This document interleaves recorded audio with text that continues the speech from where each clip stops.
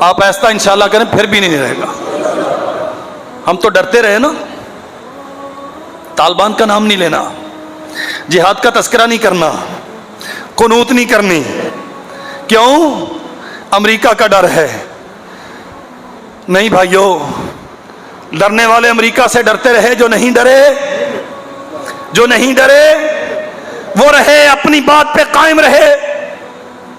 اس ملک کے طول و عرض میں ممبر و محراب سے جہاد کی صدائیں گونجتی رہیں, امریکہ کی مخالفت میں آوازیں بلند ہوتے رہے. کوئی ہیں جن کی زبانیں آج بند ہیں, کوئی ہیں جنہیں شہید کر دیا گیا, کچھ ہیں جنہیں پسے دیوار زندہ پھینک دیا گیا. اور جو آج بھی بولنے کی طاقت رکھتے ہیں, ہم آج بھی کہتے ہیں, ہم 20 سال پہلے بھی کہتے تھے, اور بالکل وہی الفاظ جو اصحاب مصطفیٰ نے میدان احزاب میں کہے تھے. وَلَمَّا رَأَى الْمُؤْمِنُونَ الْأَحْزَابَ قَالُوا هَذَا مَا وَعَدَنَا اللَّهُ وَرَسُولُهُ وَصَدَقَ اللَّهُ وَرَسُولُهُ وَمَا زَادَهُمْ إِلَّا إِيمَانًا وَتَسْلِيمًا.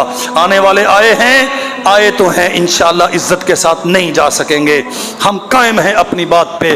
جو آئے گا اسلام کے در پہ ہو کے, جو آئے گا اسلام کو مٹانے کے لیے, انشاءاللہ وہ مٹے گا اور اسلام ہمیشہ دنیا پہ قائم رہے گا.